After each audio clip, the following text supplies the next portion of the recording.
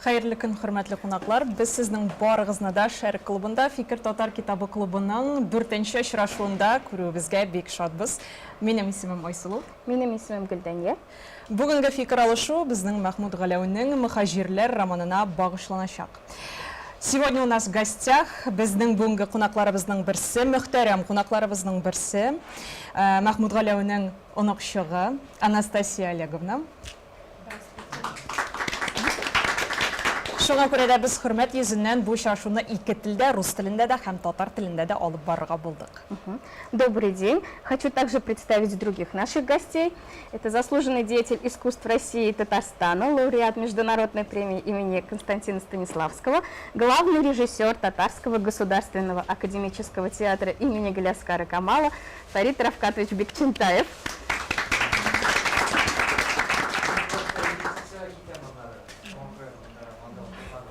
Также кандидат филологических наук, автор диссертаций, посвященных романам Махмуда Галяу, Ганиева Флёра Акрамовна. Мы рады вас видеть в татарском книжном клубе «Фикр», что переводится как «мысль». Сегодня мы собрались обсудить роман «Мухаджиры». Анастасия Олеговна, но для начала мы хотели бы дать вам слово, чтобы вы могли познакомить нас с биографией и творчеством вашего прадеда. Даю вам слово. А также, дорогие зрители, вы можете задавать вопросы нашим гостям. Да. Ну, что первое, что хотелось бы сказать, конечно же, огромное спасибо, что проявляете интерес к личности нашего прадеда. Флёра Акрамовна это делает уже много-много лет. Я считаю просто своим долгом сразу упомянуть, чтобы сразу вас заинтриговать с содержанием нашего семейного архива на предыдущих мероприятиях, которые были в 2016-2017 году. Мы с папой тоже это упоминали, что про Флёру Акрамовну писалось в письмах, в переписке третьей супруги как раз Зайнаб Махмуда с ее некой знакомой из Казани, которая должна была с вами встретиться. Представляете, то есть когда я читала это письмо и когда я в 2016 году встретила Флёру Акрамовну на мероприятии, я поняла, что вот это те моменты, когда история где-то там происходящая когда-то десятилетия назад вдруг соединяется с реальностью происходящей. Ну вот только представьте, да, читал в письме о неком человеке, называется там имя, что милая, скромная девушка пишет кандидатскую про Махмуда Галяу, и тут правнучка писателя встречает эту милую, скромную девушку в реальности в 2016 году. Вот, то есть это сразу такая ссылка на некую ценность нашего семейного архива, который сохранился, ну, наверное, действительно каким-то высшим провидением. И, ну, и по сути дела, конечно, главная заслуга, вот опять же, ссылаюсь на Зайнаб Гиреевну, третья супруга Махмуда Галяу. Про нее я буду обязательно говорить чуть позже, но просто сразу акцентирую на этом внимание. Все произошло благодаря ей. Цепочка событий выглядела так, прям даю вам краткую выжимку, историческую опять же. После того, как Зайнаб освободилась из сталинского лагеря Карлак, он назывался тогда, под Карагандой, если кто исторически знает, она воссоединилась со своей дочерью, ну, то есть с их совместной дочерью Лялей, и до конца жизни, в общем-то, они были в общении. После того, как в 1969 году Зайнаб ушла из жизни, она, естественно, передала все документы, которые на тот момент она собирала, что ей удалось много чего, да, и посмертно реабилитировать своего мужа, себя реабилитировать, собрать комиссию литературного наследия, расписать план действий, что как восстанавливать память Махмуда. Пыталась также найти рукописи, делала запрос тогда еще НКВД, тогда еще называлось, да, если я не ошибаюсь, ну сейчас мы ФСБ, да, это называем.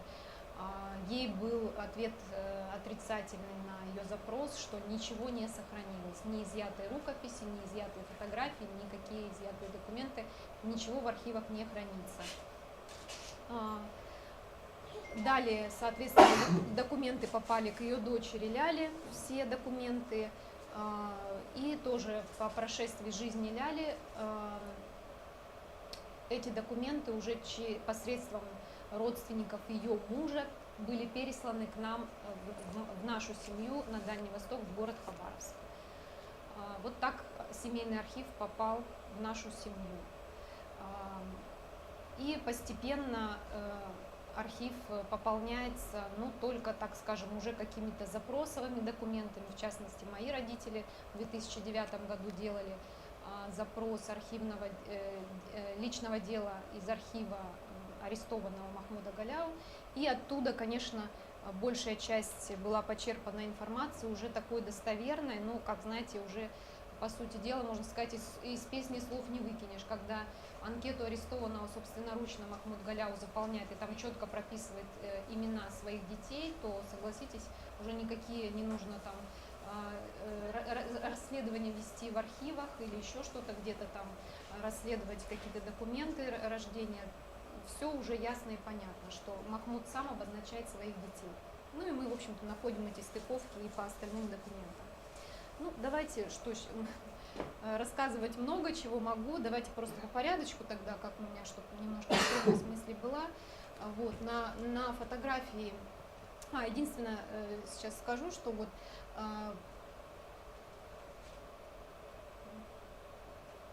так, у нас что-то слетело, презентация. Пишет, что отсутствует. Что-то слетело. Так мы можем Давайте комментировать. еще раз ее закрыть, заново открыть. Да? Закрыть. Вот. И заново, да? И все. Ага. Ну, давайте на этом. Вот. Да, просто упомяну, что в 2016 году как раз мы проводили мероприятие, вот просто привезла с собой даже вот такие памятные медали мы заказывали с папой в Москве, делали подарочные медали в память об этом мероприятии, помните, да, Артура Крама? Вот. Соответственно, мы отмечали 130-летие Махмуда Галяу. Вот такая была памятная медаль, она у некоторых в Казани эта медаль хранится. В том числе и у Ментимира Шаймиева эта медаль хранится. Он нам даже, нашей семье, адресовал личное обращение, что дорожит тоже памятью Махмуда Галяу, постоянно перечитывает его произведения и пожелал нам успехов в продолжении памяти нашего прадеда. Вот. Так что, ну, давайте, да, что немножко что-то волновалось. Вот я сказала, что данная, вот как на данной фотографии, да, третья супруга Махмуда Галяу, ее звали Зайнаб Гиреевна Хасанова. Фамилию она, кстати, не меняла. Есть свидетельство о браке в нашем семейном архиве. Вот. И на этом месте тоже хочу внести некую ясность, так скажем, чтобы дальше уже точно путаницы не было, потому что она до сих пор есть где-то по статьям, где-то даже по энциклопедическим изданиям. Что касается жен Махмуда Галяу. Значит, жен было 3. Первая его жена, ее звали Хадича, и у них была одна дочь Дилера. Второй брак Фатима Сабитова, это как раз наша бабка, да? Значит, в этом браке родился мой дед Надыр Махмудович Галяутдинов. Но по каким-то обстоятельствам они достаточно быстро развелись, то есть буквально дед Надыр родился 17 февраля 23 года, и уже в июне они расторгли брак. По какой причине неизвестно, естественно. Вот. И в 25 году Махмуд Галяу заключает брак уже с Зайнаб, то есть это третья супруга. И у них одна дочь, тоже одна дочь. То есть первый брак одна дочь, второй брак один сын, и третий брак тоже одна дочь. Все, вот чтобы как бы больше не было никаких искажений, не было того, чтобы детей называли именами жен, жен называли именами детей, ну то есть просто немножко сломанный телефон, видимо, он через многие там какие-то статьи из одной в другую вот перепрыгивала эта информация, причем даже буквально вот мы нашей семьей недавно тут наткнулись на статью, она свежая статья этого года, но там абсолютно, да, недостоверная информация. Вот.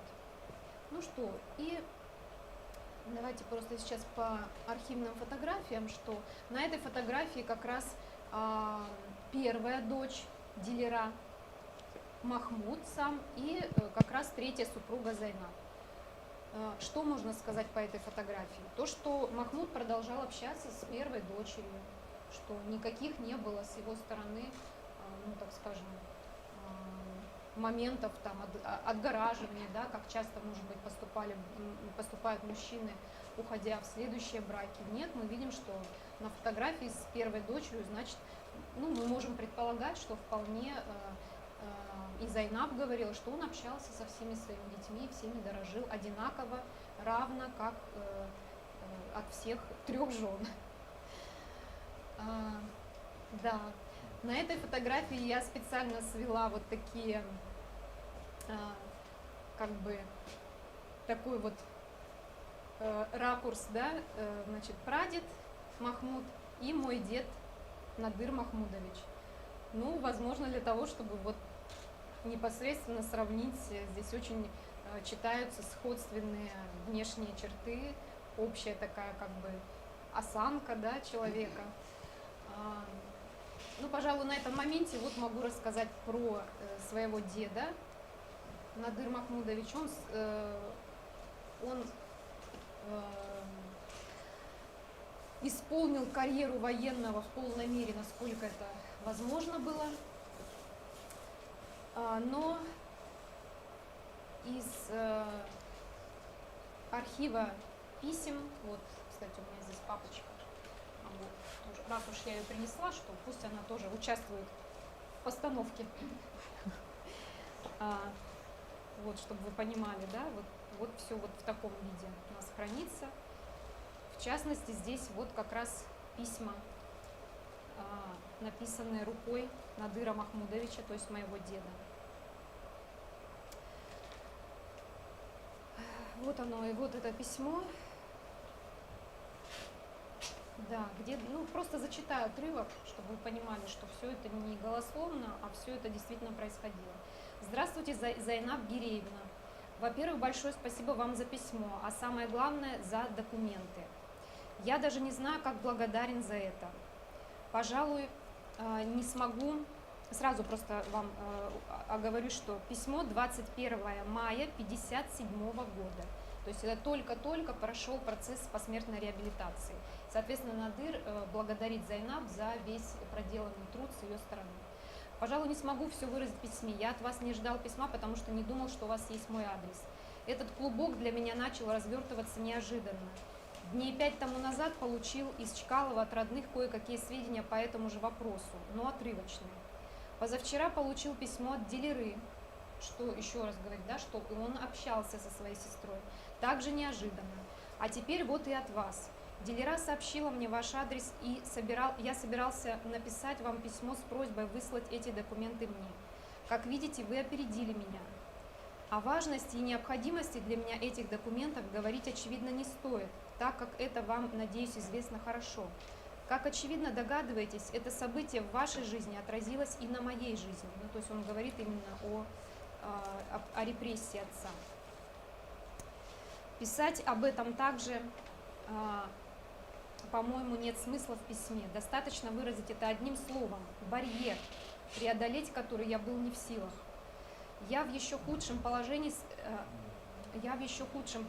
сказался по причине того, что не знал точно год рождения отца, место рождения, кем он работал до революции и где работал после революции и в момент ареста. На мое утверждение, что он работал в момент ареста в Союзе советских писателей, Союз ответил отрицательно. После всего этого мне не стали верить, думая, что я все умышленно скрываю. Кстати, указанные выше факты Так, сейчас. Кстати, указанные выше детали я и до сих пор еще не знаю, а они мне крайне необходимы. Поэтому к вам убедительная просьба, сообщите, пожалуйста, все это, причем чем быстрее, тем лучше. Я знаю, что у вас сейчас свободного времени очень мало, и поэтому убедительно прошу, несмотря на это, в общем, предоставить мне эти данные. Слово неразборчивое просто. В отношении всего, что сделано вами для восстановления и реабилитации отца, могу сказать лишь одно. Надо обязательно дело довести до конца с таким же упорством, как и до сих пор. Мне не верится, что рукописи утеряны. Насколько мне известно, в таких случаях подбирают все бумаги до последнего листика, и они никогда не уничтожаются. Правда, мне трудно судить обо всем этом, потому что вам все лучше моего известно. То, что рассказали соседи о моем приходе, правда, но мне тогда ничего не удалось выяснить, так как они ничего не знали. Тоже здесь, прочитаю, что же написать о своей жизни. В одном письме это, пожалуй, не сделать. После того, как вы меня видели, прошло много времени, и меня, очевидно, помните маленьким мальчиком из провинции. Теперь мне уже 35 лет, есть и седые волосы, я отец 2 детей. Про детей чуть позже скажу. Служу я сейчас в армии, майор, учусь в военной академии связи. Последнее время работал старшим инженером по радиосвязи авиасоединения, а до этого был и летчиком, и штурманом, и на многих других должностях. Вот коротко и все о своей жизни. Напишите подробнее о своей, где сейчас работаете, какие планы, где сейчас Ляля, какой она техникум закончила и в каком институте учится. Так. Привет от семьи, пишет. С приветом, Надыр. 21 мая 1957 года. Да, вот из этого письма, я почему его так подробно записала, оно такое наиболее показательное. И на основе этого письма мы видим, что общение происходило, да, в семье, и сестер с братом, и и Надыр Махмудович, мой дед, общался с 3-й супругой Зайнаб. То есть все, как бы сказать, поддерживали друг друга, и все были определены одной целью, да, чтобы все-таки как можно больше максимально восстановить память Махмуда и восстановить его права. То есть, видите, здесь даже упоминание про Союз писателей СССР. И, по сути дела, моего деда оклеветали в том, что он якобы соврал, что тот был членом Союза писателей. Но дальнейшие документы, которые мы обнаружили в нашем семейном архиве, конечно, это подтверждают, что на самом деле Махмуд Галяу был членом Союза писателей, так как он посмертно был реабилитирован. Потом по инициативе Зайнаб была собрана литературная комиссия, и его реабилитировали. Ну, еще вкратце про деда, что еще могу сказать. Как я сказала, карьера военного. В итоге, вот то, что он в 1957 году пишет, что он учится в Краснознаменной академии связи города Ленинграда. В итоге он ее закончил с отличием, защищал свою дипломную работу на немецком языке. Он знал немецкий в совершенстве, читал, писал. Соответственно, прошел всю войну и руководил именно связью, то есть, в общем, связист и командующий какими-то войсками связи. Да. И еще очень значимое событие далее уже в карьере деда Надыра, тоже чтобы, зафиксировать здесь такой исторический момент. Дед Надыр отвечал за правительственную связь Гагарина, как только он приземлился недалеко от Энгельса. То есть вот дед Надыр отвечал за эту правительственную связь. У нас есть в семейном архиве, опять же, фотографии не из газет вырезки, а именно истинные оригинальные фотографии, сделанные на фотоаппарат, то ли самим дедом, хотя, конечно, в общем, кого-то на тот момент, кто присутствовал на этом событии. Папа мой, они жили тогда, то есть дед служил тогда в городе Энгельсе, и, соответственно, мой папа помнит это событие, в общем, имел причастие к этому событию, к тому, что Гагарин летал в космос. Так, давайте дальше, у меня время Есть, сколько есть. еще, да? Вот на этой фотографии мы видим как раз дед Надыр, то есть сын Махмуда Галяу, со своей супругой Валентиной Ивановной. Девичья фамилия у нее Дроздова, она самая что ни на есть русская женщина из-под Тамбова, тамбовские деревни. Вот. У нее на руках девочка, это удочеренная их девочка, то есть дедушка с бабушкой поженились после войны, и у них не было детей достаточно длительно, получается, несколько лет. Видимо, они отчаялись и решили удочерить девочку. Ну, она какая-то там все-таки родственница по бабушке, то ли двоюродная сестры, дочка, то ли какая-то такая история. Тамара Надыровна Галяутдинова. Ей дали полностью и отчество, и фамилию. А, соответственно, в 1952 году все-таки Бог распорядился так, что им дали ребенка. Это вот мой папа на руках у деда. Мой папа Олег Надырович. Да, это вот дед Надыр уже в статусе.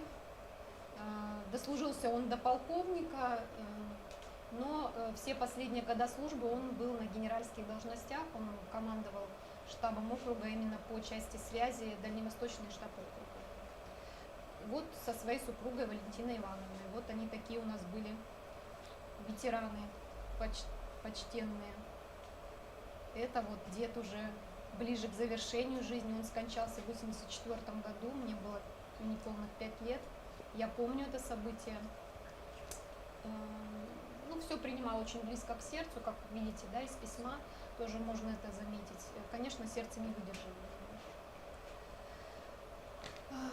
Так, на этой фотографии Зайнаб, третья супруга, вот, и рядом с ней, то есть по центру Зайнаб, и рядом с ней по центру их дочь Ляля.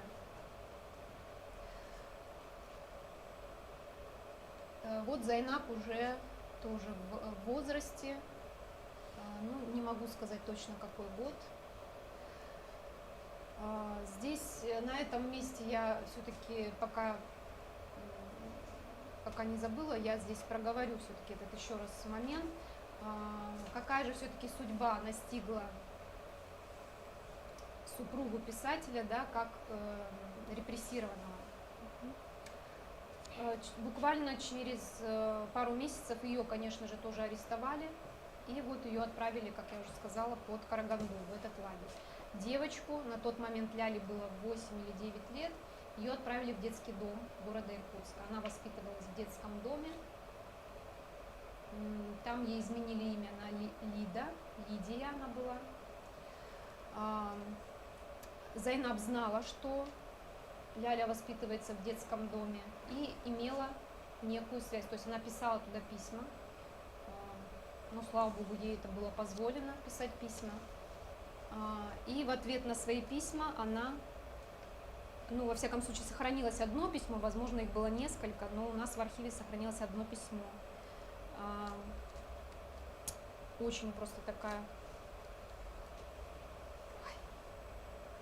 Вот такое письмо. Видите, листик очень хрупкий. Дата 26 декабря 1939 года. Это письмо воспитателя детского дома. Тоже позвольте, я зачитаю. Вчера заведующий нашим детским домом поручил мне ответить на вашу просьбу.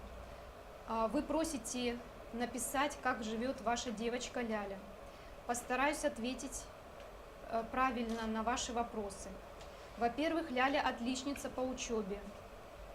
Все эти 2 года дисциплина у нее отличная. За это ее премировали к празднику Октябрьской революции отрезом на теплое платье. Ляля очень много читает. Так, что-то непонятно. Вернее, к концу летних каникул она прочла 95 книг. Все свободное время она читает. Ну, то есть мы понимаем, да, что все-таки гены-то... Заиграли. Гены, да, ни разу не отдыхали. С подругами она живет очень хорошо. Есть старшие Есть старшие воспитательницы, которые просто шефствуют над ней. Часто моют ей голову, вычесывают частым гребешком, стирают, гладят ее белье. Особенно летом во время каникул. Но Ляля молчалива, застенчива, а иногда и капризна. За 2 года она подросла. Ляля бережлива и аккуратна. За все время она болела только 1 раз, да и то 2 дня. Так что за ее здоровье не беспокойтесь. И вообще у вас растет хорошая девочка. Вот все, что я могу вам написать. И если вас интересуют еще какие вопросы, я также могу ответить, потому что я работаю воспитательницей в этом детском доме. Привет от Ляли. Она поздравляет вас с Новым годом и целует. Ну, соответственно, дата 26 декабря, как я сказала, 1939 года. И подпись Телегина Клавдия Кирилловна. То есть, и вот прилагается табель ученика поведения и успеваемости. Тут все отлично, все вообще исключительно. Это табель как раз Ляли. 39 год, здесь только видно, но какая четверть и числа не видно. Ну что, из этого письма мы опять же понимаем, что сведения о том, что девочка была отправлена в детский дом, они действительно достоверны, да, и письмо это подтверждает. Так, что еще? Да, ну просто дальше событийный ряд проведу тогда вкратце. Значит, после того, как Зайнап освободила, кстати, она, ее срок в Карлаге, досрочно ее освободили за какой-то, ну, невозможно там успешный труд в этом лагере, и она еще 2 года оставалась вольнонаемной, тогда это так называлось. В своей биографии она про это пишет. То есть она, по сути дела, еще по доброй воле оставалась 2 года в этом лагере. Ну, была на хорошем счету, видимо, старалась хоть какие-то деньги заработать, потому что, по сути дела, выйдя из лагеря, она была ни с чем. То есть квартира же была конфискована, все было конфисковано, имущество, квартира. Квартира была на площади 3 вокзалов в Москве от Союза писателей. Есть даже адрес конкретный. Вы меня, если что, Да, конечно, мы вас регламентируете. Да. После освобождения, ну, как я сказала, что они воссоединились с дочерью, Ляля заканчивала техникум, сейчас точно не могу воспроизвести, но, в общем,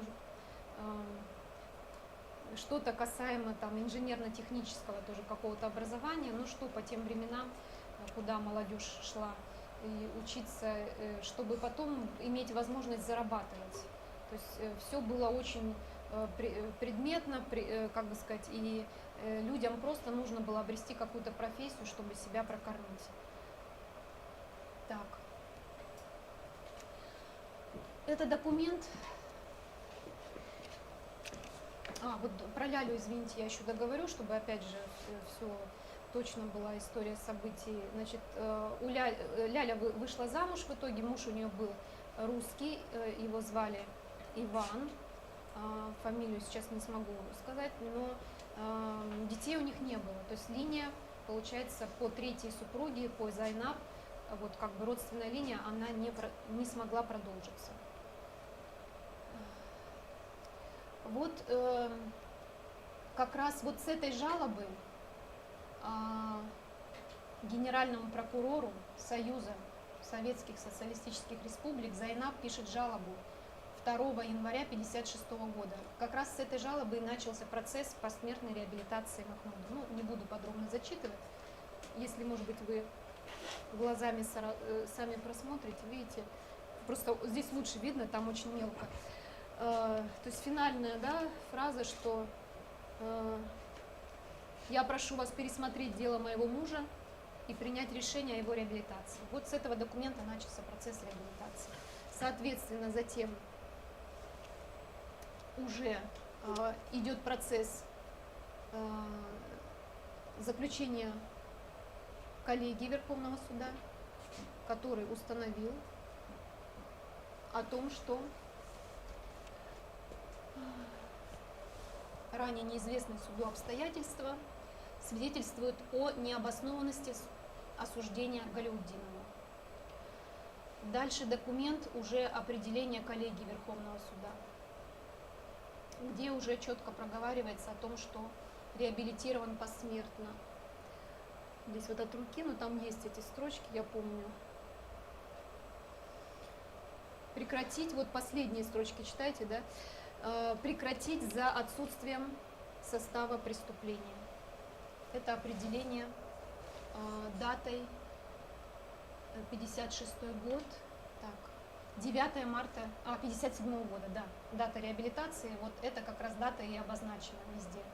Теперь исторически, что посмертная реабилитация произошла 9 марта 57 года. Вот.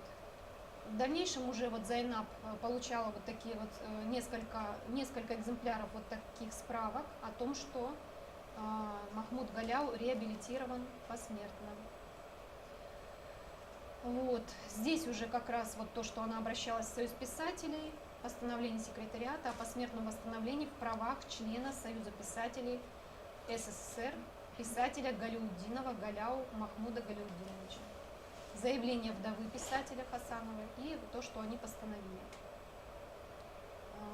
Дальше. Об образовании, вот как раз, это уже 18 апреля 1957 года, решение об образовании комиссии по литературному наследию татарского писателя. И здесь вот члены комиссии указаны. Файзи, Максудов, Садыкова и Хасанова. То есть Зайнаб сама была тоже членом этой комиссии. Протокол, соответственно, этой комиссии. Члены комиссии обменялись мнениями по следующим вопросам. Там перечислены. И комиссия постановила.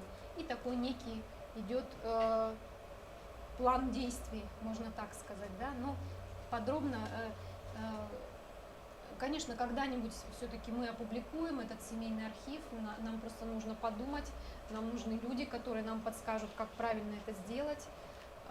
И однажды вы сможете подробно сами ознакомиться и почитать эти документы. Просто сейчас за неимением сильно много времени. Так, да, это как раз, по-моему, такой же протокол. Дальше. Еще документ Союз писателей именно Московское отделение. Розыск, видите, она разыскивает литературный архив писателя, рукописи, переписку и другие литературные материалы, фотоматериалы. То есть Зайнаб очень активно вела эту работу, несмотря на то, что мы знаем, что она испытывала великую нужду просто в элементарных материальных каких-то моментах. Да? У нее не было постоянного своего места проживания. По сути дела, да, действительно, можно даже так сказать, что она скиталась по разным квартирам, то у одних знакомых, то у каких-то подруг жила. Так она и не дождалась никакой, так скажем, квартиры. Да. В связи с реабилитацией, так, справка по заявлению Хасановой. Судьбу, да, ей вот как раз отвечают о том, что принятыми мерами розыска, это вот как раз про архив рукописей, в настоящее время судьбу указанных материалов не предоставилась возможность.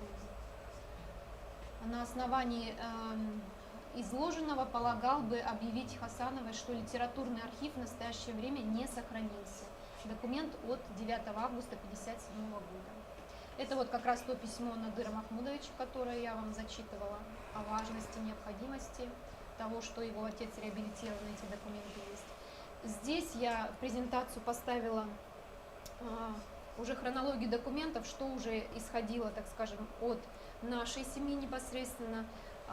Значит, ну, здесь начинается с 2009 года. На самом деле я говорю, что в 2001 году мой папа совместно со своей супругой, с моей мамой Марией Александровной Галяутдиновой, они сделали первую попытку заявить о себе, что вот как бы мы есть, да, что мы есть наследники Махмуда Галяу, которые готовы, так скажем, содействовать, в том числе содержательным архивам семейным, в том, чтобы продлевать историю и память о Махмуде Галяу. В 2001 году мои родители писали письмо в литературный музей Тукая и звонили, был на тот момент мужчина, директор музея. Но вот в силу того, что, видимо, пока еще не настали те времена, когда это было бы очень слишком интересно, ну, в общем, ответной реакции, по сути дела, не последовало. То есть, и потом такая была длительная пауза, и в 2009 году мои родители уже вот решили пойти на такой решимый такой конкретный шаг, сделать запрос в ФСБ, и личное дело арестованного присылалось в Хабаровск, как видите, да, здесь указан город Хабаровск, там, где проживал мой папа. Сейчас они переехали, мои родители переехали в Иркутск, поближе к моей сестре. Теперь мы хотя бы на 2 города, Иркутск и Москва. А так до этого, до 2021 года, мы были на 3 города: Хабаровск, Иркутск и Москва. Так, дальше вот идет ответ из Центрального архива о том, что дело, вы будете приглашены для ознакомления с делом при предъявлении документов, подтверждающих родство с репрессированным.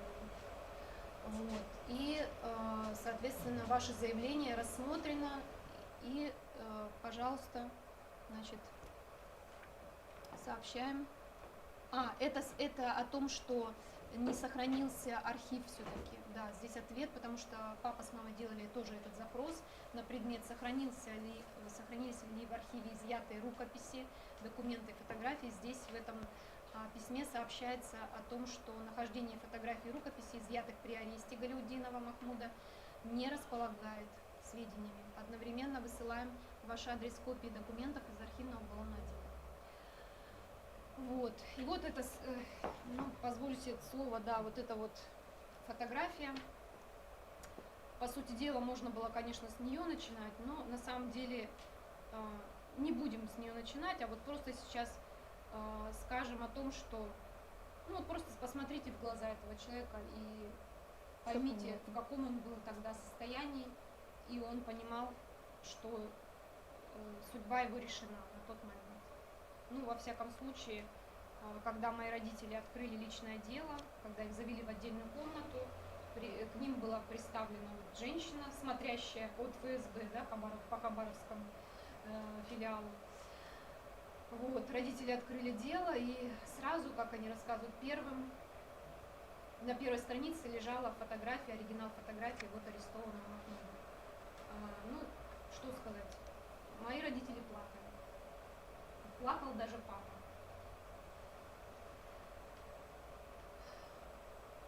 И вот та самая анкета арестованного, заполненная рукой самого Махмуда Галяу.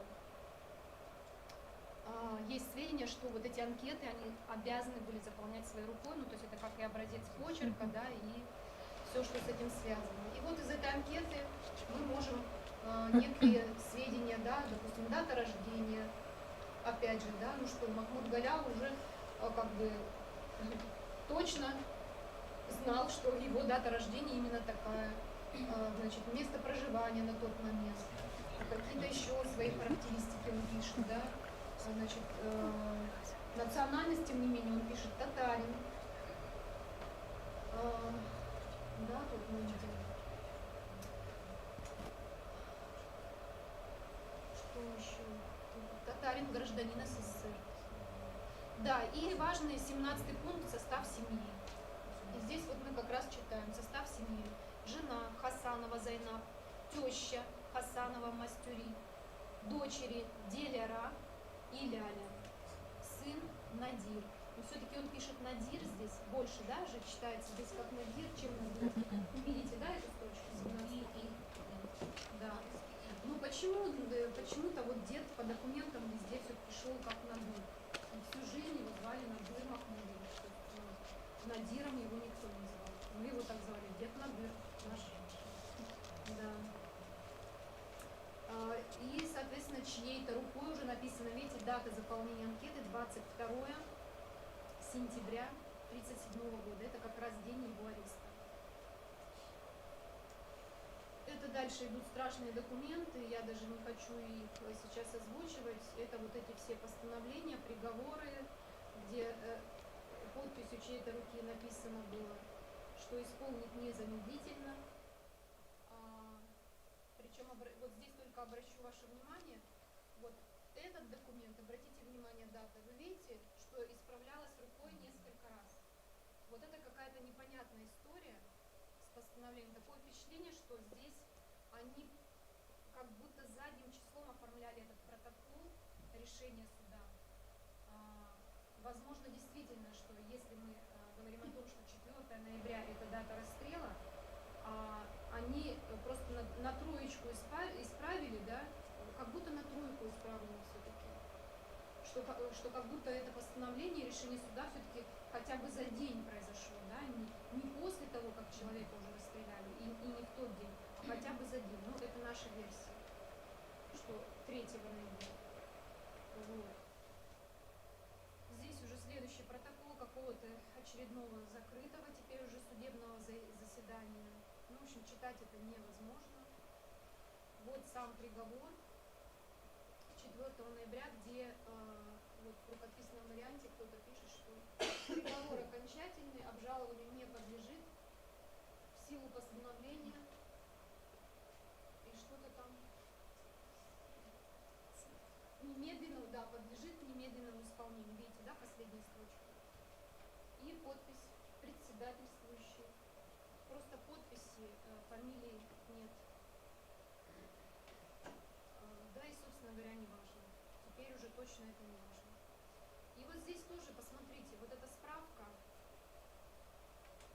тоже вот у меня, допустим, мурашки сейчас, да, когда я вижу эту справку, приговор о расстреле. Приведен в исполнение город Москва, и опять, обратите внимание, 4-е, но опять какая-то помарка, какая-то опять поправка. Видите, да? Акт о приведении приговора в исполнение хранится в особом архиве. Но, тем не менее, везде дальше по документам так мы и располагаем этой датой, что все-таки дата расстрела обозначается как 4 ноября 1937 года. Вот. И вчерашнее событие, которое произошло благодаря вот Фариду Рафкатовичу, с его правительскими какими-то творческими посылами в этот мир, с какой-то, опять же, неведомой чередой установления вот этих вот череды этих событий, что впервые премьера спектакля Махмуда Галяу произошла в годовщину 85-летия со дня его расстрела. Ну как вот это можно назвать? Разве не участие чего-то духовного, чего-то высшего, что что-то есть в этой вселенной, да? Я это назвала вчера духовной реабилитацией Махмуда. Вот если была такая некая, знаете, документальная, официозная его реабилитация 9 марта 1937 года, 9 марта 1957 года, то вчера, мне кажется, прошла его духовная реабилитация. Наконец-то, как будто все теперь уже точно по своим местам. 4 ноября 2022 года. Тоже запишем эту дату в историю. Можно вопрос? Вот когда произошло первое ваше знакомство с творчеством вашего прадеда? Одна книга на русском языке,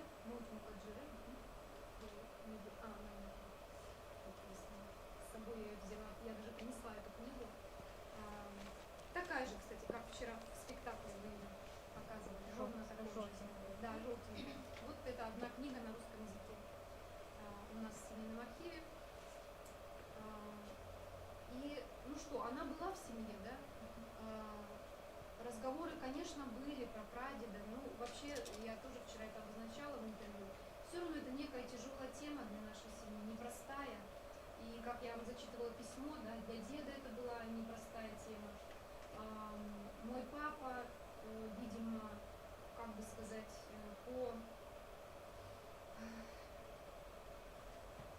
с подачи деда, то есть своего отца, он тоже, видимо, как-то понимал, что есть какие-то некие препятствия, которые даже внутри него, что ему мешало погружаться вообще в эту тему, да, и исторически, там, и даже что касаемо творчества.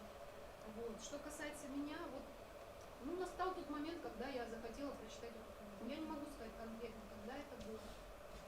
Вот. И, ну да, собственно говоря, а потом уже череда обстоятельств, вот, подробности из личного дела арестованного, потом в 2016 году, когда я впервые оказалась в Казани по своим абсолютно там, профессиональным делам, да, по учебе, и здесь как-то все закрутилось, завертелось, и я начала знакомиться с людьми, которые мне дали ответную реакцию на то, что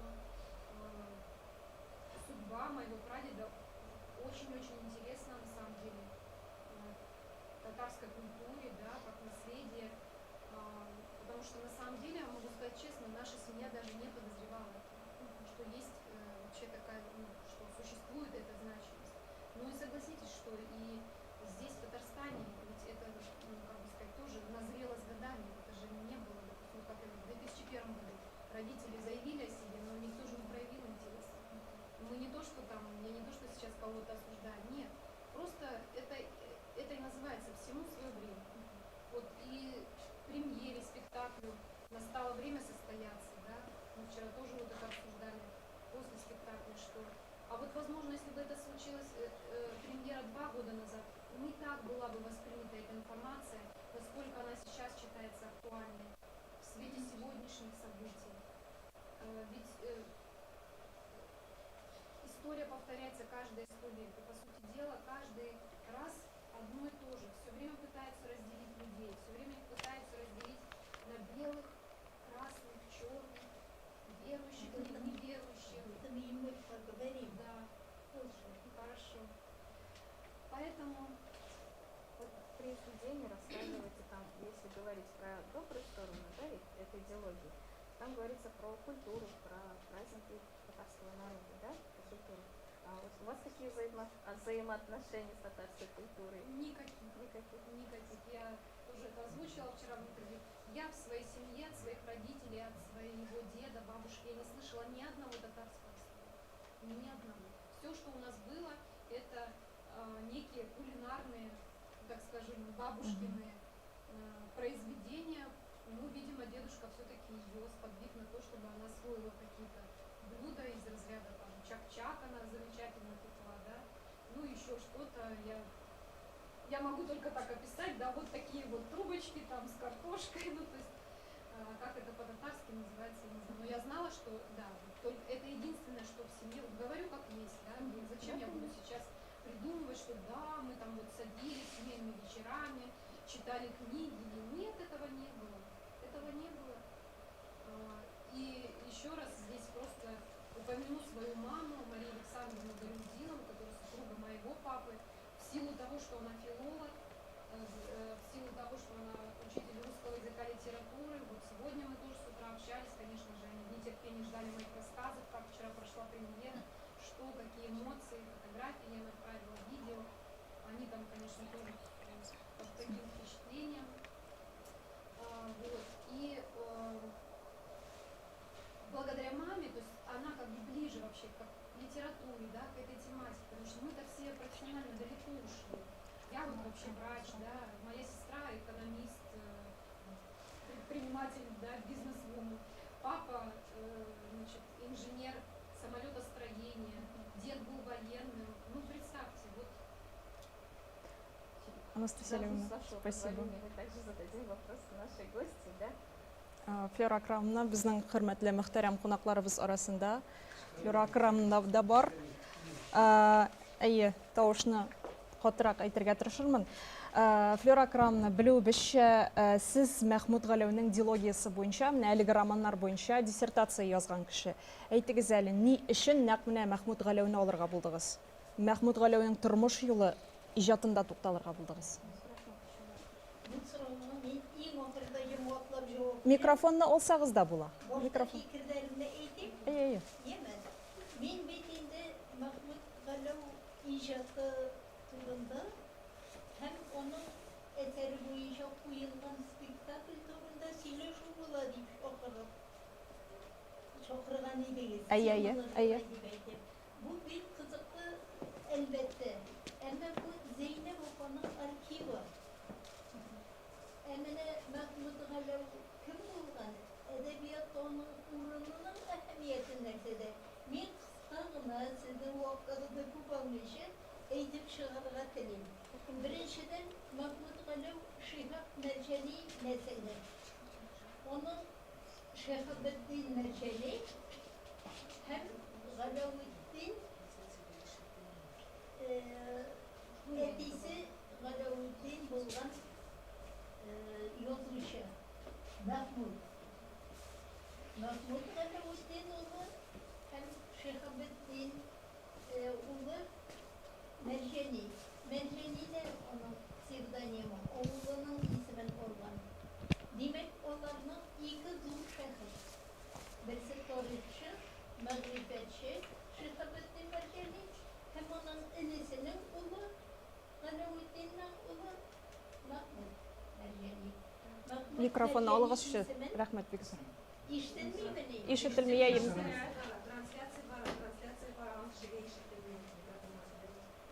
Mikrofonla Капсалган. işitilemez. Dediğinizde. Bizim трансляция бар, шуңа күрә безне өйнән карап утырган кешеләр Ишетмәй. Mene kızık soru tuğa. Yazıcının biyografiyası, icat yolu, yazmışı, bəxtli mi, bəxtsiz mi? Özünün biyografiyası turunda söz borğanda, Mahmud Galav'ın biyografiyası bir qatlaulu. Hem onun oxri elbette foşiğəli. Lakin bu biyografiyada bəxtli mizgiller, bəxtli urunlar, bəxt bulup bizge topşurulgan miras şula yok var. Birincisi eyttim Şihab Merceni nesilinden buluğu. İkincisi Mahmud Galav'ın yaşayan yıllar boyunca korap çıksak 1907 yılını Tuqay Qozonga koydu. Hem 1907 yılını Mahmud Galav Orenburg'a gidip bora. Ama bu bir yaş Qozonga koydu bir yeri. Çünkü Tuqay bilen şoktay dost bulalar. Münasebetleri yakın bula. Birbirini ihtiram ederler. Birbirinin icatına tesir ederler. Bu turda Tuqay turundagi isteliklerde şoktay oşaq edip delillep yazılgan. Mahmud Galav'ın özünün Tuqay turunda yazmaları var. İkinciden Orenburg'da yaşaganda o elbette Celil bilen işleşkan. Çünkü Musa Celil onun kitaplarına recenze yazgan. Bu arşiv dokumentlarında o recenzeler bir kupta oldu. Onun icatına koragan recenzeler. Bu ayrım bir tema. Disertasyada o ayrım bir bölük. Ne derecede onun icatı hem yazmışı arşivlerde saklanıp kalganlığı. Hem bile eserlerinin yazmışı. Şula yok, bəxtli de, bəxtsiz de. Bəxtsiz niye için? Çünkü bu Российская ассоциация пролетарских писателей деген uyuşma bula. RAP. Hem ondan ayırmalı olarak Tatarskaya asotsiasiya proletarsik pisateley bula. Hem onların özleri uylap tapkan konflikt ortasında Mahmud Galav'ın icatına çok da ziyan gele öz vaktinde. Çünkü o eserlerin Tatarca yazı Qozonga olup gele, Qozonda bosmalar çünkü o Moskov'da yaşayıp Moskov yazıcılarının uyuşmasında durur. Moskov'da bosmalar senin eserlerin Tatarca, enesin Qozonga var, Qozonda bossınlar deyip. Göz aldığına getiririz, neydi fojiğe bu yazıcı için. Ama şuluk vakitte var bir Allah diyersin, eserleri Mahmud Galav tercüme edip Rusçaga birinci kisegen tercümeyi de onun bilen tercümesi bilen kanagat bulmuşu ikinci kitabın Mahmut Galov Üze tercümeyi de. Mınsı bir. Hem Rusça bulsa da eserler basılıp çıkar. Mene bu eserlerinin soklanıp kalığı. Eserlerinin soklanıp kalığının ikinci vakti Kozan'da eserlerini Rusçadan Tatarşaga tercüme ederge bulalar. Hem ul büyük eybet tercümeşiler kullanılage. Bu tercümeşiler edebiyat tarihinde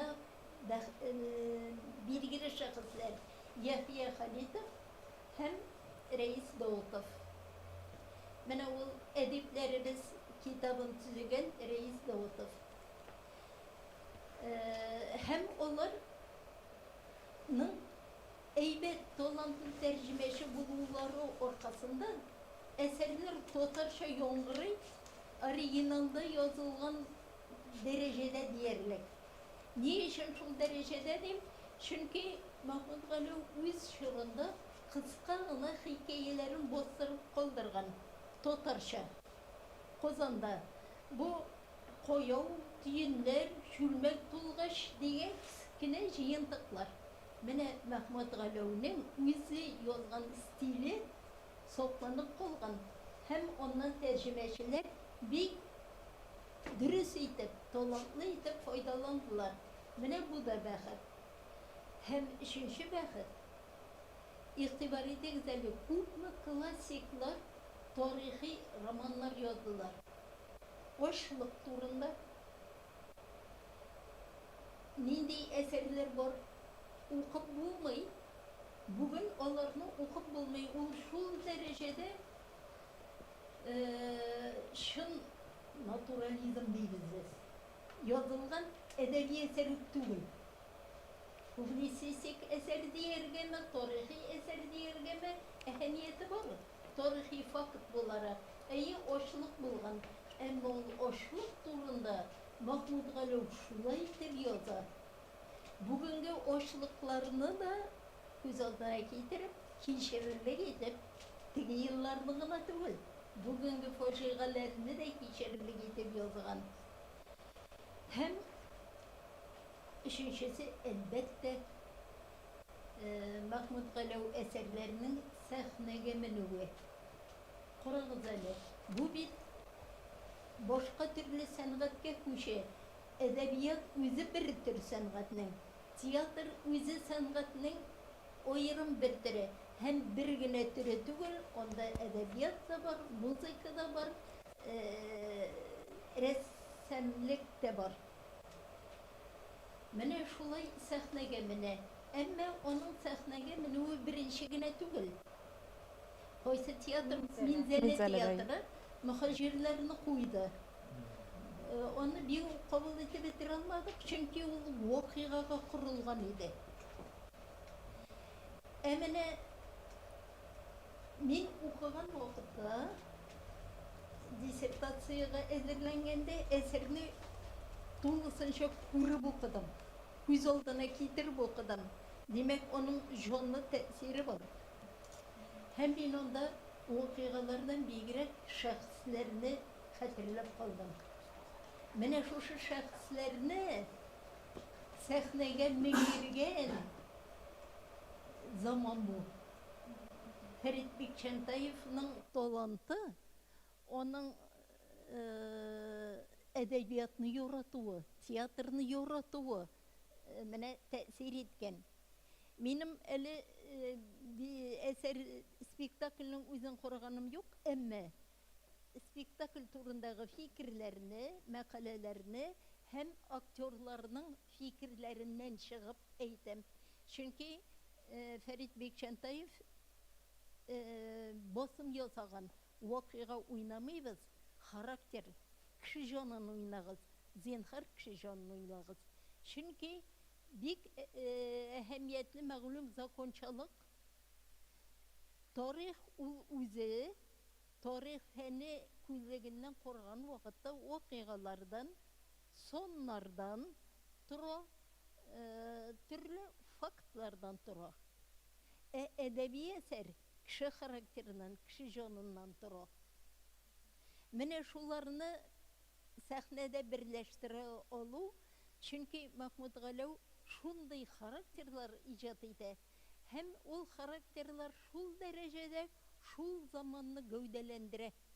Mine zaman kartinası. Masovka deyip eyteler tiyatrda. Halk masası deyip eyteler silev tilinde. Halk bit oltıra oyırım şahslarının yazmışından. Mene ona icatları, eserleri Mahmud Galev'nin icatı Tatar halkının yazmışın көп derecede üzü oşa geçirgen kişi olarak. Siz korağız, onun kuşep yirgen urunları 14 yaşında, 17 yaşında, yok oldu, 11 yaşında Kozan'a kele, 6 yıl medresede okuy, Kulboyu medresesinde 6 yıl boyu, hem 17 yaşında Astrachan'a gitti. Astrachan'da 4 yıl yaşay. Ondan sonra Orenburg'a köşe. Astrachan'da 5. yılga revolüsiya şırın tesirinde Tub jurnalı çıkara başlay. Hem şunda büyük күзетуатсына ілігіп, көп текшерулер өтіп, кетерге мәжбүр бола. Ол Оренбургқа кетті. Hem Оренбургтан, ondan soң Уфаға, ondan soң Qozonға, ondan soң Мәскеуге. Қарағыз сіз yolcu, саяхатшы. Нендей yol өте, yazmışı bilen, халық yürgen yollarından öte, birden ikinciden Astrachan, Оренбург, Уфа, Qozon Tatar edebiyatının şeşek otkan urunları. Mağarif üzetleri üşürünün. Hemmine ahırdan tutuş bəxtli yazmış bulmayı, tutuş bəxtsiz yazmış bulmayı. İhtibar ederiz. Mahmud Galev'nin yazmışının ahırı elbette foşağını. Lakin o nindi nesilde külyen, nindi bilim olgan, nindi turmuş tecrübesi olgan. Hem gacep bir Türkiye olmağın. Ama Şehab Mercani İstanbul'da yaşap olgan. Demek hem o 3 diye kitaplar alıp kayıtkan. Elbette Mercani'nin mirası Mahmud Galev ilişine küçkendir, hükmedir derecede. Her halde onun bilen tanış bulgandır. Hem onun hıyal kişi, hem onun hıyal kişi. Türkiye'de şınlap da Tatar xotunu uyuşturan oğul bulgan. Bu tarihi fakat. Hem en zor bəxti Mahmud Galev'nin hem icatının tarihte kumilip kalmağı, bugün okulalığı. Men iki yazıcının edebiyatının eserlerinin kıymeti saklanığı turunda iki fikrin bir hatırlap kaldım. Birincisi Emirhan Yeniki bizning universitetga kelib kıgı vaqtda bu. Studentlar bilan uchrasha edi. Diplom yoqlovlarda qatnasha edi. Şuna studentlar bergan so'rov. Siz o'zingizning eserlaringizni nechik beyalaysiz, nechik tilaysiz, nendey tilagingiz bor o'zingizning ijodig'izga qarata. Men eserlarimning oxiriga qadar o'qilib bituvini tilayman deydi. Bek oddiy so'z kerak. Lekin siz qarag'iz, edebi eserning fojiasi o'qilmovmi? Eğer de qiziqsinib eser oxiriga qadar o'qila ekan, bu eserning de avtorning de baxti. İkinci yazışı Marcel Galiyev aytgani da bor, yozgani da bor. Orqama miltiq tirab o'qitsalar da Nebi Devli'nin, Musa Celil'in oxiriga qadar o'qib chiqa olmayman deb. Onun bilen söyleşkende sen ola yok kotuydu beytme. Oxırına kadar diye beytişmesem dedi. Okuy başlap, yok men okuy başladım ansa biraz gana okudum deyip. Hem men onun sözün özümde tekşirip korayım. Men klasiklardan elbette bütünesinin her bir eserini demeyim. Bütün eserin yoratıp okuy olganım yok. Galimcan İbrahim'in da, Gayas İshak'ın da okup bulmaytırgan eserleri var. Okup bulmayı. Yoratıp, kurip okup bulmaytırgan eserleri var. Her bir yazıcıda onda eserler var. Elbette. Şulay bulurga tiyiş de ol. Her bir yazgan eybir mine degen bulmayı. İndi bugün Mahmud Галау бізге bugün нинди мирас iyi, қалдырған? ne için Mahmud Galau'ga tutunuğum? Eğer de min Astrahan, Orenburg, Ufa, Moskova arşivlerini yürüp çıktım. Ama benim tarihçi bulmağım maşallah'da. Min şoktay arşiv materyalları jiyip disertasyaya kirdim. Eğer de tarihçi tutunan bulsa bu temaga tirendirek bulur idi, oşulgan bulur idi yazmışı. Min bulduralgan kadar Mahmud Galau icatını kirttim. Hem tüp maksat eserlerini analizlau idi. Min edebiyat kafedrasına aspiranturga meni olup kaldılar da mine bir kızıklı tema deyip Nilo Beyüzeyev mena bu temanı verdi. Ama sen boşta arşivlerini öğrendiydi.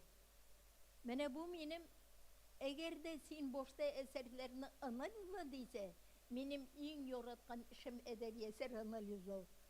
Men indi tezrek işlegen bolur idim, neticede eybetrek bulgan bolur idi belki. Mene bu mena üniversitet kafedrası bergen tema idi. Men elbette öğrene tırgış, yoratıp buldurulgan kadar dissertasyonu boşkarıp çıktım. Rahmet ihtibarınız için. Бик зор рахмәт сезгә. Камайдагыз хөрмәтле кунаклар, без инде мөхаҗирләр әсәре буенча фикер алышуга күчик. Һәм инде минем залга шундый сорау бирәсем килә. Әсәрдәге кайсы урыннар сезне тетрәндерде? Сез гомумән әсәр белән танышмы? Бармы арада әсәрне укымаучы кешеләр, яисә әле спектакль карап өлгерүчеләр дә бардыр бәлки,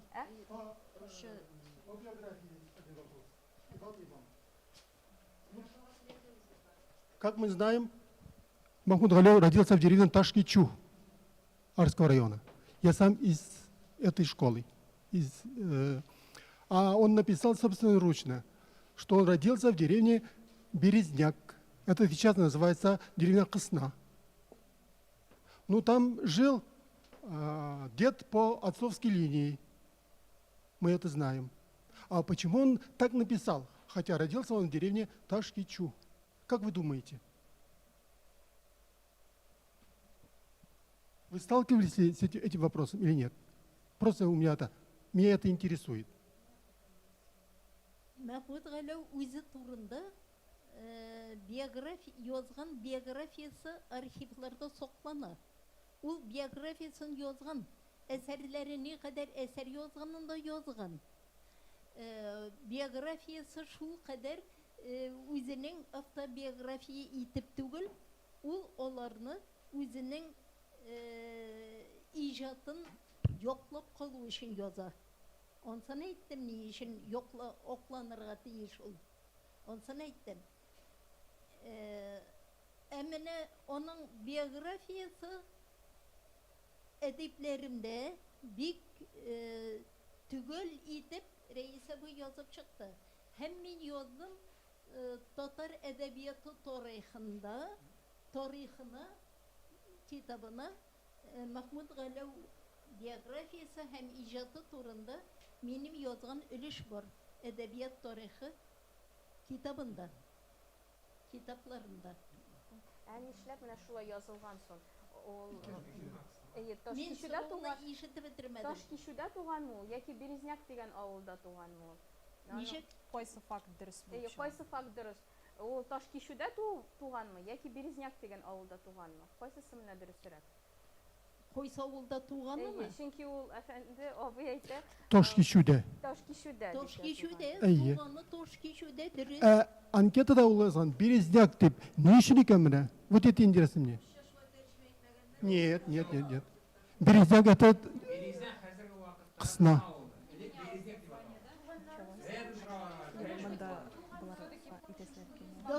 Там дед живет. Документтар бойынша Березняк. туған ауылы Тошкишу.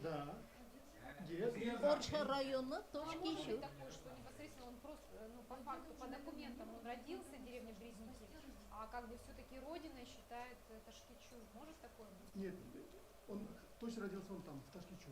Ладно, это вопрос исчерпан.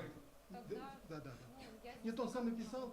Вот Да, она вы говорит, тоже на это вы тоже так обращали. думали? Мне кажется, что это спасти своих родственников, они пишут другие деревни. Это у всех почти писателей вот вот так, так да? идет. Там разные две биографии. Вот Джавад Алмаз, он еще не так репрессирован, понимаете? Он даже пишет вымышленную свою биографию, представляете? Потому что это очень много такое идет, что ради спасения своих родственников, своей деревни, репутации своего рода.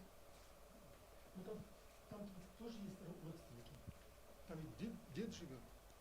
Ну ладно, сами это разберемся.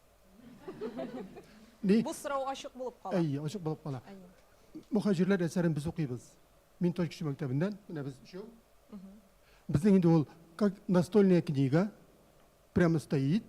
Кто хочет, подходит и берет в свои руки. И это каждый год проводим чтение Махмуда Галяу, и там каждый год дети сами читают отрывки. Вот вы сказали, кто читал, кто не читал, например. Там отрывки читают. И потом мы сами сделали это инсценировки, когда это 130-летие было. Дети играли сами. Ну, я могу сказать, что в деревне Ташкичу чтят память. Но, когда я учился, я в 70-е, 74-е годы учился в Ташкентской школе, мы ничего не знали о Махмуд Галяу, ничего не знали о Шахабдине Маржани. Только потом. Спокойно, поэтому жили, что не знаю. Нельзя было, товарищ. Да, нельзя было. Әміне сіз нешік ойлайсыз, не үшін Махмуд Галяу қазіргі мына мектеплерде, дәрісліклерде жоқ? Міне башқа авторлар бар бейт. 9 класста Махмуд Галяу турында обзорный тема баранда, в 9 классе есть обзорная тема.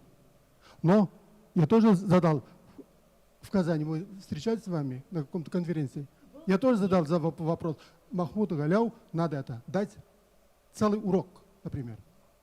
Менә сезнең фикерләрегезгә берничә генә искәрмә әйтәсем килә. Махмуд Галяу турында үз заманында да язгалаганнар, язгычылар булган. Газеталарга, журналларга, матбугатта чыккан, оны бәяләп язган мәкаләләр. Һәм истәлекләрдә дә бар. Әдәбият тарихында onun турында фикерләр шактый шуар. Ләкин аларны аңларга була, алар бик субъектив бәяләү. Бик субъектив карашлар. Шыры шундый. Андый шәхси конфликтлар, хәзер аны матур сүз белән конкуренция дип әйтәләр. Һәрбер шырда булган, әлбәттә. Ләкин biz bütün vaklılıklara girmişe tüp yoldan, magistral yoldan barı fikir yürütəbiz eken biz Mahmud Galyau'nun icadı saklanıp kalığa rahmetli bulurğa deyiş. Onun icadı o bir urundağına yaşamaganga neşektir birkitilip kalınmagan. Oktoplar bir көп, tarihi yoktan da. Oktoplar bir көп. Bunu әле tarihçi öğrenirge тиеш. Arxivlara qobat kirip, men öğrengen vaqtda arxivlar açılıp bitmegen idi. Hükümet arxivlarına kirip tarihi planda sizning so'rovlaringizga to'liq javob beruv uchun isteme öğrenmek gerek. Еще можно я еще скажу? И вот Анастасия Олеговной есть много информации, я еще скажу. Мы тоже занимались творчеством Махмуда Галиева и историей. И у нас была версия, что его тело похоронено в деревне Мамся. Да. И сотрудник журнала «Мирас», он в Арске живет, он приехал, они с учителем татарского языка, они знают это, старый вес, как называется, пишут, не по-нашенски, по-арабскому. Вот они весь это искали в кладбище, не было, ничего они не нашли. Только вот приехала к нам в гости Анастасия Олеговна, и она принесла архив, и потом мы только начали это заниматься. А мы куда попасть в архив? Не можем. А в энциклопедии полно ошибок. Еще у нас полно книг. Вот сын Ильдара Юзеева написал, что деревня Кысына вообще нет. А деревня Кысына живет и здравствует. И потом до деревни Марджани, где родился Шабудин Марджани, написано, там 10 километров. А до одни от нас 19 километров. Вот такие ошибки очень много. Очень много. Да, исправляем уже. Да. Исправляйте. Это уже не вина. И потом, вот о книгах скажу. Я их читал. Их ведь они были в 4 томах. 3-й том и 4-й том потерялись навсегда, так говорят. Когда жажда одолеет человека, хочется пить простой воды. Когда читаешь вот эти книги, как будто это пьешь воду, холодную воду. Там вот сөйләдеңде, тіле, оның тіле укушыға шунды яқын, бик яқын.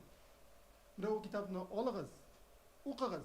Mesela bizim avulda мектептегі ул китапларны хотя районнан килеп та алып укыйлар.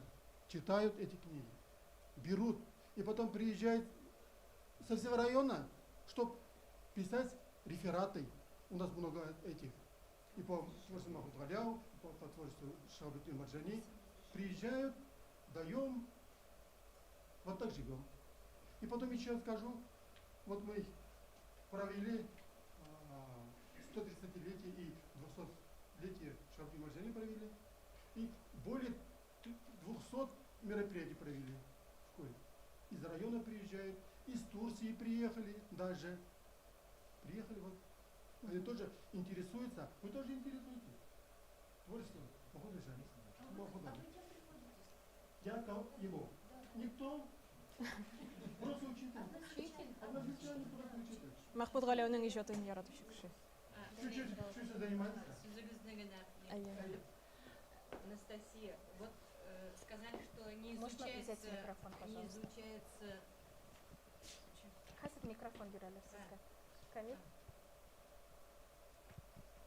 Сказали, что не изучается в школе произведение Махмуда Галиева. Вот я вам принесла экземпляр, который еще изучался. Это татарская литература, называется, 2007 год. Вот. Может быть, это был последний год, когда изучался, но я это в деревне в своей библиотеке взяла. И здесь как раз Махмуд Галиев и его произведение вкратце, анализ произведения. Очень даже интересно поинтересоваться, если кто-то вам переведет, как вот Яхин здесь, например, А.Г. Яхин выпустил «Адабият». И здесь вот вы почитаете через перевод, как анализировали произведение вашего прадедушки. Я вам его дарю. Вот это еще скажу. Яхин работает только единицы учителя. А остальные по-другому.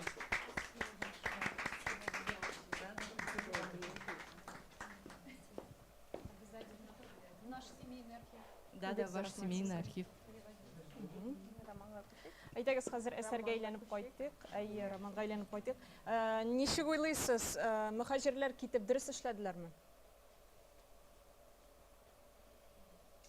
мөхаҗирләр китеп дөрес эшләделәр. Менә алар бит Төркиягә күчеп киттеләр. Аларны бит анда яхшы тормыш көтми, шулаймы? Бәлки калган булсалар, язмышлары Башкача хәл итергән булыр иде. Һәм Саҗидә дә бәлки исән калган булыр иде. Миңа калса, Саҗидәнең әйтәләр бит әле Аллаһ Тәгалә тарафыннан сиңа нәрсә язган, ул инде булачак дип. Бәлки ул туган җирендә Мәүлә Кылыда калган булса да, ул бәлки башкачарак язмышы хәл ителгән булыр. Ягъни үлемгә сәбәп булган булыр иде дип әйтәсем килә. Шулай, ул заманда да аны берәү дә белмәгән, нәрсә көткән, кемдә нәрсә көткән берәү дә белмәгән бит. Аллаһ Тәгалә генә әйткән. Бу шулай иш булган. И тавык тарих калган ул көндә. Шулай бу көн кадагындагы әсәр дип әйтергә мөмкин. Мөхаҗирләр бүген кабатлана бит. Күп кешеләребез безнең бүген көндә Төркиядә.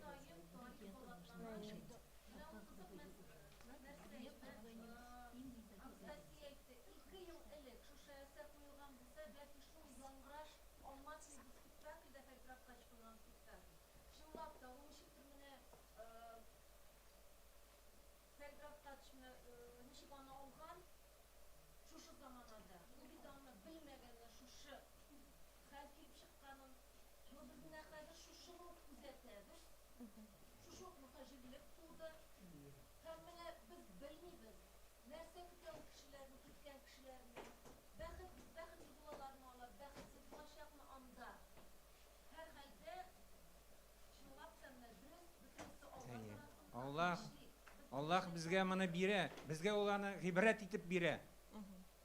Без хәле һаман гыйбрәт ала белмибез. Элекке заманнан да менә ул Мәхмүд Галәүләр әсәрләрен ныграк итеп, тирәнтерәк итеп өйрәнгән булсак, бәлки бүгенге мөхаҗирләр булмас та иде.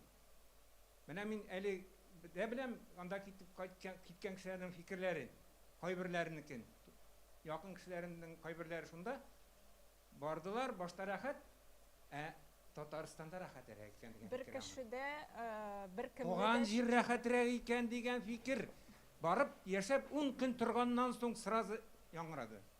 Үзебездә рәхәт, үзебездә табигать рәхәтрәк икән дигән фикерләр сразу яңгырады.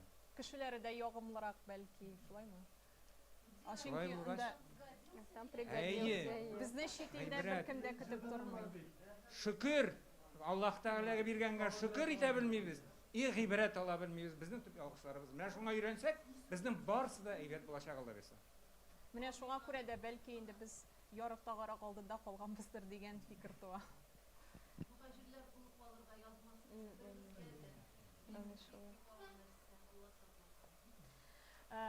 Һәм тагын бер менә шундый сорау, ничек уйлыйсыз, ни өчен мөхаҗирләр килеп төпләнгән урынны Төркиядә менә алар бит инде беренче казыкны Саҗидә кага хәтерләсәгез, менә ни өчен аны кадын көй дип атап йөртә башлыйлар? Бу урынны игътибар белән укыдыгызмы икән?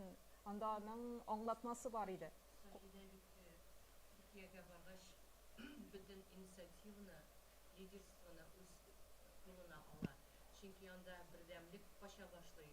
Kiri kaytıp getirge degen evrler ite. Ondan soň Tatarlar da bir-birsinden Türkiye'de yaşayan Tatarlar da artık alarga buluşmay. Şundan Sojide özü hатын kız bularak gaileni saklap kaluşu birden-bir Tatar gailesinde hатын kız bula bütün yaklapta. Bu bizning ilde de Türkiye'ye bargaçta hатын kişi Tatarstanda yaşaganda artık tege özüne inisiyativa olmasa da iri mene kolegesinde gaile bilen idare ite. Şuna göre iyi işlerinde, balalar üstünlüğünde, ruhiyaktan поддержкада, ауырса да, қаршықларын қарарға, ирлерін қарарға да, bu hатын kız vazifası bula bizning ilde. Türkiye'ye bargaç, irlerinin biraz yugalıp kalıbın көріп Sojide özü halkı boyunca lider bularak hатын kızlar arasında hem irlerge buluşurga tutuna.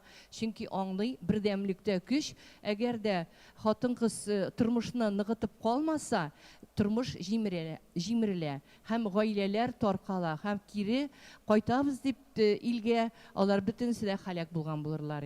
Şuna göre Sojide öz kazağın, öz қазығын бірінші болып, үрнек болып көрсетірге тілеп, үрнәк итеп гаиләсен кыра, башкалар да моннан үрнәк алсын дип.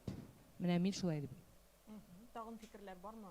Менә хатын кызның тормыштагы роле турында бәлки әйтәсегез киләдер. Ирдәүкә дигән кушамат ала булай.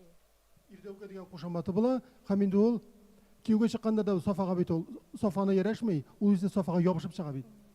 Димәк, ул димәк инде ул авылда яшәгәндә үк инде менә хатын-кыз образында көчле, рухлы, үзе артыннан әйдәп бара алырдай кеше булып формалашкан була инде.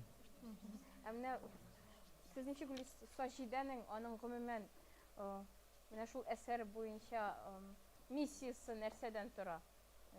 Саҗидәнең миссиясе нәрсәдә дип уйлыйсыз?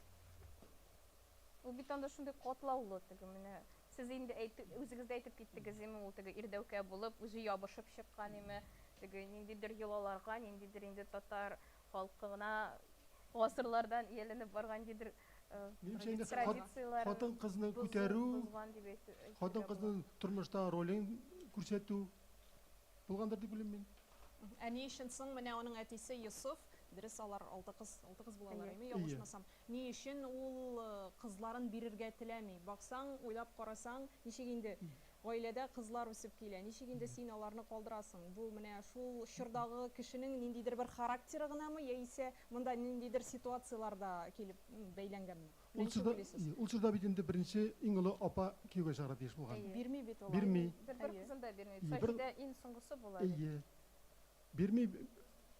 Менә хәзер инде әсәрне бу көннәрдә укыган булмагач, миңа кичегә әйттеләр килергә дип. Мен карап та килгән булар идем.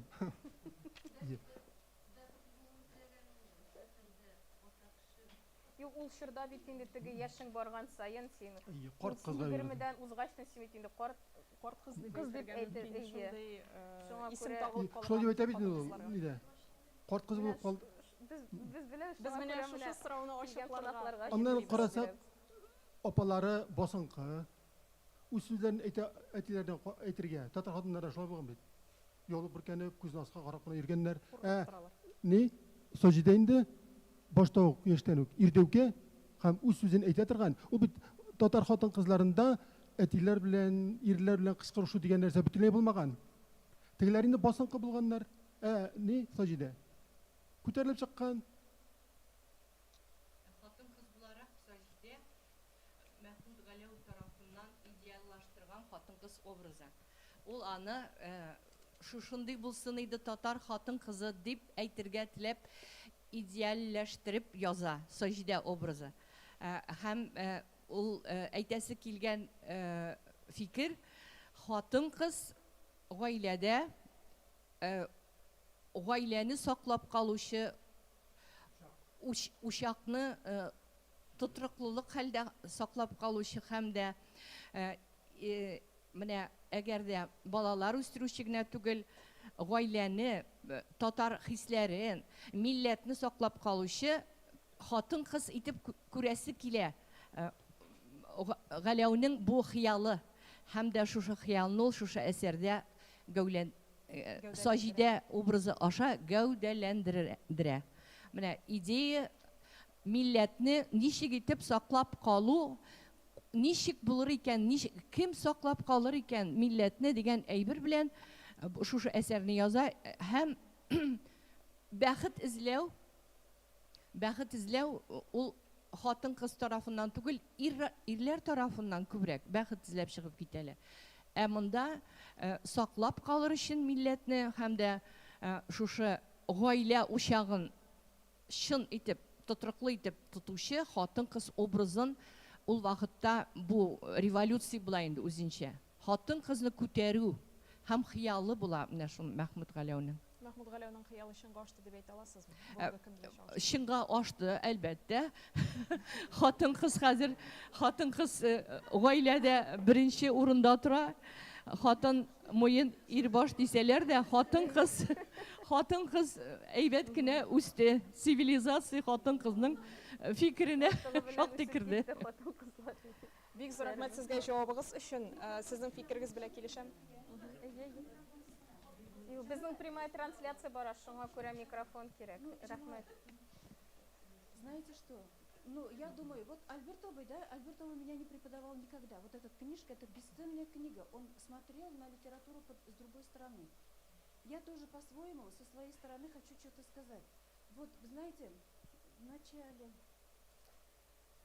Юсуф Абзый, Киса Юсуф Тугр, Киса Юсуф это одно дело.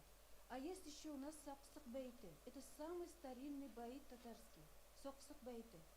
Там весь смысл состоит в том, чтобы дети, ну ладно, дети ругаются, дети бьют друг друга, дети, они за один ук, это что такое? Стрелу, за одну стрелу подрались. И мама не выдержала и прокляла их. После проклятия матери они превратились в невидимых птичек. Ну, птиц, вообще-то, птиц. Вот я думаю, Махмуд Галяу, он был очень просвещенный, глубинно просвещенный. И Кульбуи мадресасы, где он учился, там шел и шариат, и суфилок шел, и тарикат, и шариат, там воспитание шло через просвещение, он был об этом осведомлен. Юсуф виноват в том, мне кажется, не виноват он, да, астагфирулlah. При чем тут виноват? Просто все родители хотят сначала за султана выдать замуж, а потом и солдат сойдет, да? Получается, мы же такие, мы очень много хотим, татары такие, в общем, мы очень молодцы, мы 3 раза моем пол, ну, картошку мы сажаем раньше всех, его выкапываем тоже раньше всех, потому что мы должны быть лучше всех, всегда мы должны быть лучше всех, и мужья у нас должны быть лучше всех, и жены у нас должны быть лучше всех, это вот какой-то перебор. И вы знаете, вот дело в том, что нам надо научиться никого не проклинать, а детям не довести до проклятия, понимаете? Потому что все идет от того, что человек, когда выходит замуж без разрешения, ни к чему доброму еще никогда не приводит. Дождаться, чтобы пока родители согласятся или что-то такое. Понимаете, добро получать от родителей это единственное. Мы ищем вообще, не знаю, в чужих людях, а вообще-то вот ля иляха илля анта субханака инна кунта миназ залимин. Вот эту молитву пророка Юсуфа нам говорили, что перед экзаменом заходите, вот эту молитву надо прочитать. Мы думали, ага, преподаватель, наш учитель, устаз, он сидит и оказывается он залим. И вот шул залимге карата без дуа читаем, да? Оказывается, это ля иляха илля анта субханака инна кунта миназ залимин. Господи, прости меня мои грехи. Я была очень такой злым человеком, и прости меня, и дай Бог, чтобы я получил 5. Получается, совсем с другой стороны, понимаете, всегда надо искать, мне кажется, начать с себя, и, в общем-то, вся загвоздка у Махмуд Галяу, воспитание не кого-то там, не турки виноваты, не кто-то виноват, воспитание, вот они еще умели воспитывать нас, себя, меня, своих татар, понимаете? Вот дело в этом. Спасибо вам за ответ. Рахмет. Тагын бер сораубыз. Бер анадан ала да туа диләр, име кыла да туа диләр. Шуңа күрә Вафа белән Сафа арасында ни өчен уккан барлыкка килә? Менә бүгенге көндә Вафа булырга кирәкме яки Сафа булырга кирәкме? Сафа кебек.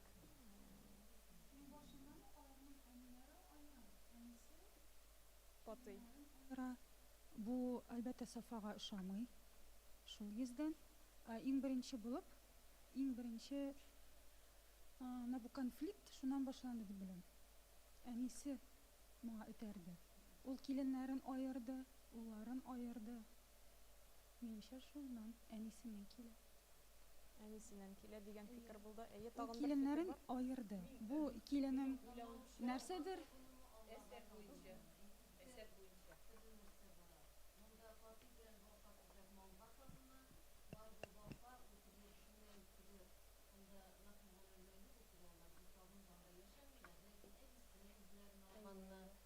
үзләренең шулай торыш халаты белән үзләренең Аллага якынлыгын күрсәтәләр.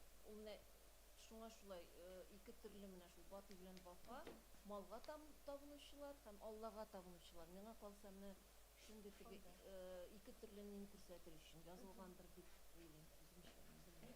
Рахмет. Өстәргә була Вафа белән Сафа, алар ике ничек дип әйтим, җәмгыятьнең ике слоена бүленә. Берсе җәмгыятьтә байлар бар һәм ярлылар. Менә шул Вафа үзенең әзрәк кымсызлыгы белән акча эшләп байып, ул байлар ягына тартыла. Ә менә Сафа тыйнаклыгы белән аны инде хәтта чагыштырабыз инде атасының хылкы Сафага күчкән дип. Шуңа күрә Сафа гади крестьян булып үз хезмәте белән көн күрә. Шуңа күрә менә аларның арасында җәмгыять каршылыгы туа. Берсе байлар ягын кайыра, даже спектакльдә дә бар ул урын. Нишләп ди байлар белән ди без ди татулашырга ди теләр идек ди, әйбәт булыр иде ди. Менә шуның белән аның каршылыгы әзрәк үзенең каршылыгы үзенең хылкыннан чыгып, байлыкка тартылып һәм үзенең булган слой җәмгыятьнең үзенең бер урынында торган Сафа белән килешмичә, алар шулай конфликтка киләләр. Гаилә конфликты бу, гаилә конфликты. Бер генә сүз өстәргә мөмкинме? Менә залда утыручылар сорауга җавап бирегез әле. Менә безнең күбебезнең хәзер балаларыбыз бар. Әйме, 2 бала, 3 бала. Җавап бирегез әле. Алар бер төрлеме? Күрәсезме? Балаларның төрлелеге ул безнең ул заманда гына түгел. Хәзерге менә үзебезнең балаларыбызга карасак, хәзер әйме, оныкларыбызга карасак, алар бит барысы да үзгә. Аларның карашлары тормышка башка бөтенләй. Менә 2 малай анасы буларак мин бик ачык күрәм моны. Бик ачык күрәм. Алар икесе 2 кеше. Бер үк ана ата балалары алар, бер үк тәрбия алган минемчә ул балалар. Ләкин алар төрле. Минем уйлавымча, Мәхмүд Галәү менә шушы тормышчанлыкны әдәбиятта күрсәтергә теләгән. Һәм әлбәттә ул бәлки кискенрәк куйгандыр, но бу тормыштан алынган. Һәм бу 100 ел элек булган вакыйга түгел. Ул һәр вакытта дәвам итә торган дәвамчанлык. Без дә бер туганнар менә 5 кеше, без барыбыз да төрле-төрле. Шуңа күрә игезәкләрдә характер буенча төрле була. Менә шуны өстәр идем мин. Бу тормыштан алынган мисал. Шуңа күрә без әдәби әсәргә анализ ясап, мондай әллә кайларга еракка да китәсе түгел. Минем фикерем шул иде. Личность буларак кем ничек тәрбия ала, үз фикерләү белән тормышка карашы ничек камилләшә, шул статуста үсә личность. Тормыш аңа нинди сынаулар Әйе, тормыш аңа нинди менә мөхит тудыра, ул кайсына якынрак була, аккамы карагамы, менә шуннан барлыгы килә шәхес. Шәхес гаиләдә 3 төрледә, 5 төрледә була, ул шәхес. Генетика аның үзенең нинә калбинә салынган. Ул каян алганын үзе дә белми, ләкин тартыла. Аккамы карагамы. Тагын бер фикер бармы әллә сез? Яхшы. Һәм инде без әлеге очрашуны төгәлләрбез дип уйлыйм, чөнки безнең әйтәсе сүзләр әйтелеп бетте. Миңа калса, тагын сорауларыгыз бармы? Нәрсәдер әйтергә теләр идем дигән, әйтми калам дигән.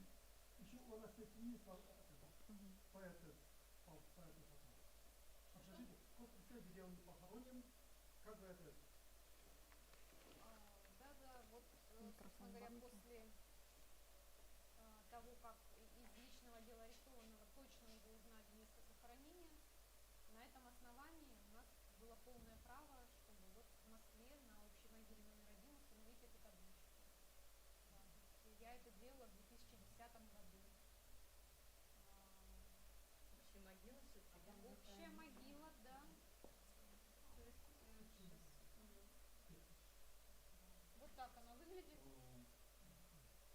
вы понимали, это просто вот условно клумба, да, там диаметром, ну, не знаю, там 2-2,5, ну, 2,5, наверное, метра, да. И обратите внимание, да, то есть сколько табличек. А вот эти таблички уже вы, да, устанавливаете? Вот я говорю, в 2010 году, то есть я вот в Москве живу с 2008 года, родители делали запрос в 2009, и в 2010 я на Донском кладбище, вот На каком? Донское кладбище, город Москва. Общая могила номер 1, ну, знаете, да, может быть, историю, что почему именно там, Донское кладбище, то есть там тот самый печально знаменитый сталинский крематорий на территории этого кладбища, прямо буквально в 20-50-30 метрах от этой общей могилы номер 1. Крематорий, что ли? Ну, крематорий, тот самый крематорий, в котором... Нет, его инкриминировали? Конечно, я же говорю, что вот эта общая могила номер 1, в этой могиле покоятся прахи, покоится прах, вот сколько там зарегистрировано по книге памяти, вот, видите, расстрельные списки Донское кладбище, числится 5065 реабилитированных только. Вот, обратите внимание. Обратите внимание просто хотя бы отдельно на фамилии, да, Тухачевский, Убаревич, Бабель, Татаев, Третьяков, режиссер Миртин. Это все, вот, все там. Вот еще вас перебью. У нас была версия, что он был как будто в Казани расстрелян, и его тело будто привезли в Пашичу. У нас была версия такая. И на основании письма какой-то учительницы она писала сотруднику Австрии музея литературы. Вот по этим у нас женщина из татарского занималась этим, хотя я сказал, и раз они искали, будто была такая версия. И Пашичу испугались, его похоронить Пашичу, и студенты ночью на телеге привезли в Москву, это 2 километра, и будто там похоронили. Но никаких этих не было. Но кого хоронили там, не знаю. Вот мы, когда занимались и писали, и вам тоже, наверное, это прислали, кажется, до этого, или нет? Кто прислал? Мы. Не прислали вам эту версию? Ну, я помню, что мы это проговаривали, да. Но, да, к сожалению, это всего лишь да, версия. Да, это версия. Но потому что настолько он был, значит, значим для... Ну, настолько хотелось, да, возможно, даже, знаете, как больше... Вот думали, он арестован в Казани и расстрелян там, думали. Оказалось, Москва. А были сестры Валяу, родные сестры? Нет, это же не родной был, а сестра. Была какая-нибудь сестра? У Махмуда? Да. Вот здесь я до того колена я пока еще не копалась. Но они значатся. Да, вот, может быть, хорошо, что вы проговорили. Сейчас буквально тоже вот в 2 словах вам скажу. Вот у меня, опять же, да, благодаря, сейчас я назову этого человека, вот такие вот родословные Марджани, рода Марджани.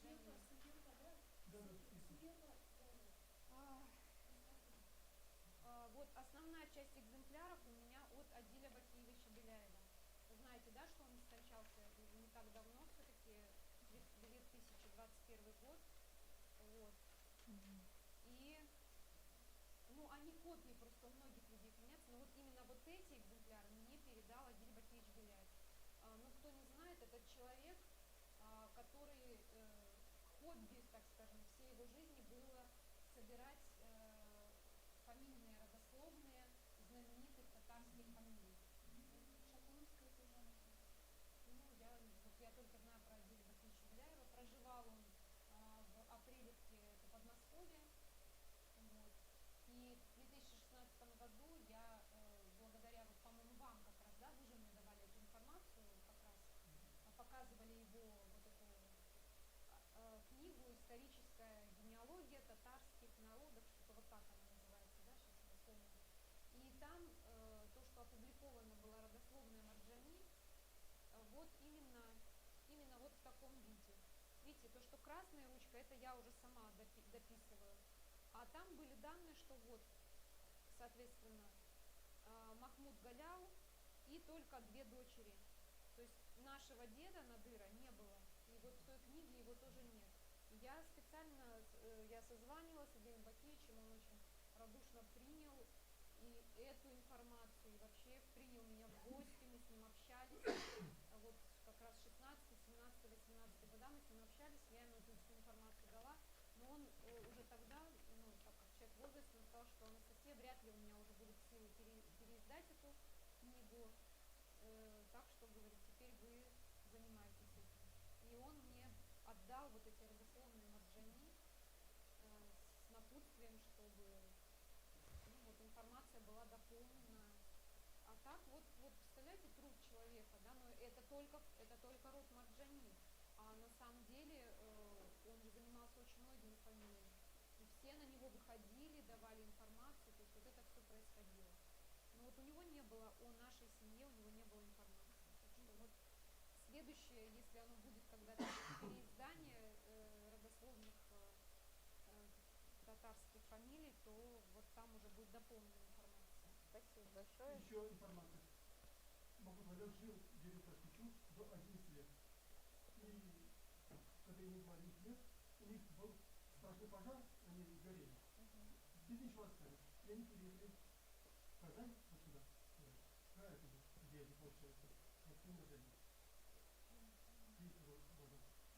Зурахмет Сызгас, спасибо большое. А вот он до 11 лет он жил в Таскичу, а потом в Казани. Поэтому многие не знали. Стариков нет, самые старики мы. Мы ничего не знаем, ничего не осталось. Вот у нас работает музей, но в музее нет ничего, кроме Марджани. Бик зур рахмет сезгә килгәнегез өчен, бик зур рахмет сезгә җавапларыгыз өчен һәм без инде әлеге очрашуны төгәлләрбез шушы нотада. Алла бирсә. Бик зур рахмет.